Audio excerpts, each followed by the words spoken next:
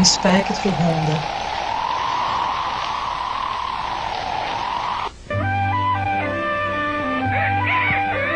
Manifestum. A história de toda a sociedade até hoje é a história da luta de classes. Nas anteriores épocas da história, encontramos quase por toda parte uma articulação completa da sociedade em diversos estados. Na Roma Antiga, temos patrícios, cavaleiros, plebeus e escravos. Na Idade Média, senhores feudais, vassalos, oficiais, aprendizes e servos.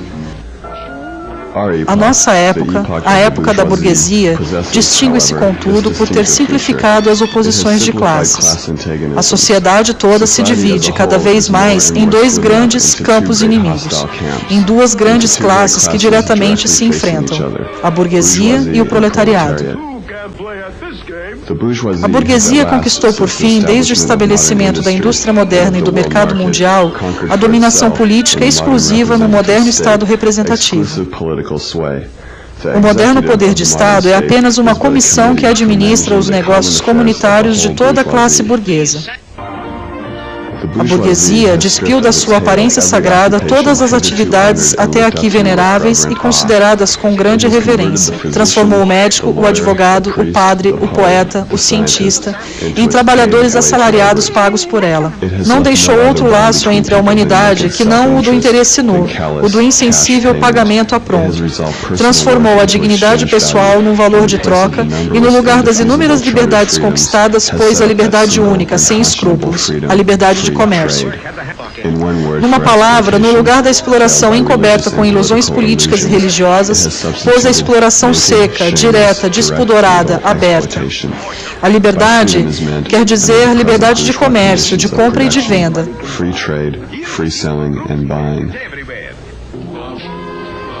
A necessidade de um escoamento sempre maior para seus produtos persegue a burguesia por todo o planeta. Tem de se implantar em toda parte, instalar-se em toda parte, estabelecer contatos em toda parte. As antiquíssimas indústrias nacionais foram aniquiladas e são diariamente aniquiladas. São desalojadas por novas indústrias cuja introdução se torna uma questão vital para todas as nações civilizadas. Por indústrias que já não elaboram matérias-primas nativas, mas matérias-primas oriundas das zonas mais afastadas e cujos produtos finais são consumidos não só no próprio país, como simultaneamente em todo o mundo.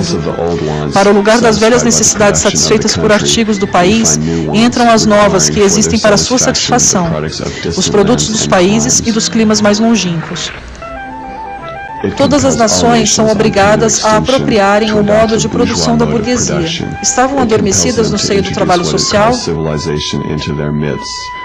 isto é, a tornarem-se burguesas. Numa palavra, ela cria para si um mundo à sua própria imagem.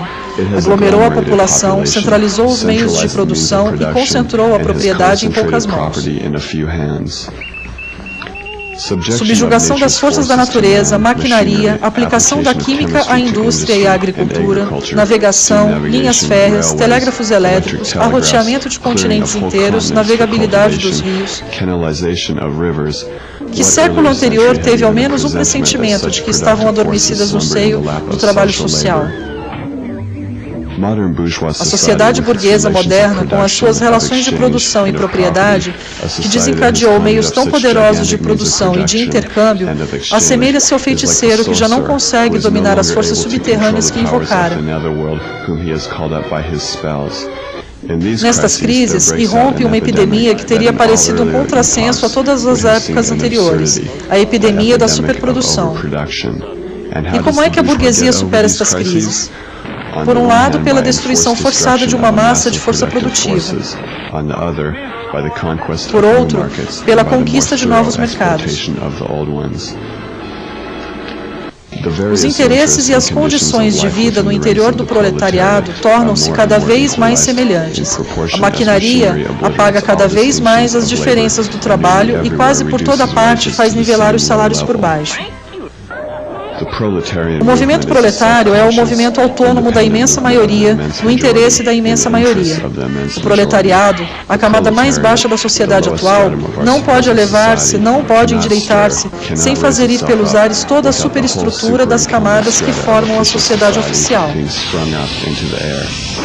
De tempos em tempos, os operários vencem, mas só transitoriamente. O resultado verdadeiro das suas lutas não é o êxito imediato, mas a união dos operários, que cada vez mais se amplia. Ela é promovida pelos meios crescentes de comunicação, criados pela indústria moderna, que põem o operário das diversas localidades em contato uns com os outros. Tem nos acusados a nós, comunistas, de que queríamos abolir a propriedade adquirida pessoalmente, fruto do trabalho próprio. Propriedade essa que, alegadamente, formaria a base de toda a liberdade, atividade e autonomia pessoais. Propriedade fruto do trabalho, conseguida, ganha pelo próprio. Falais da propriedade pequeno-burguesa, pequeno-camponesa? Não precisamos a abolir. O desenvolvimento da indústria a aboliu e a abole diariamente. Horrorizai-vos por querermos suprimir a propriedade privada. Mas, na vossa sociedade existente, a propriedade privada está suprimida para 9/10 dos seus membros. Ela existe precisamente pelo fato de não existir para 9/10. O comunismo não tira ninguém do poder e nem se apropria de produtos sociais. Tira apenas o poder de, por esta apropriação, subjugar a si o trabalho alheio.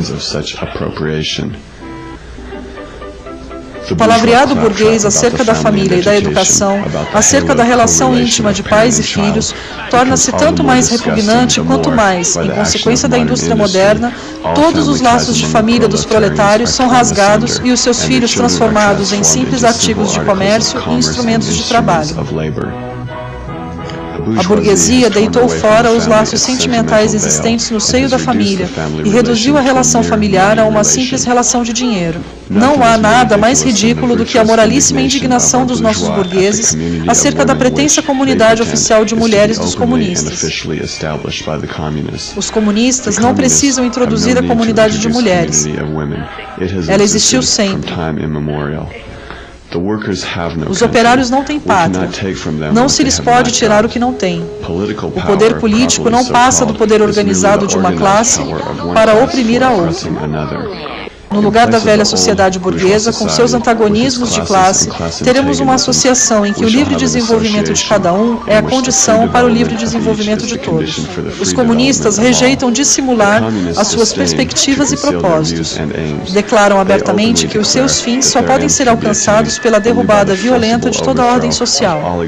Podem as classes dominantes tremer ante uma revolução comunista. Os proletários não têm nada a perder com ela além de suas algemas. Têm em troca um mundo a ganhar. Trabalhadores de todo o mundo, univos.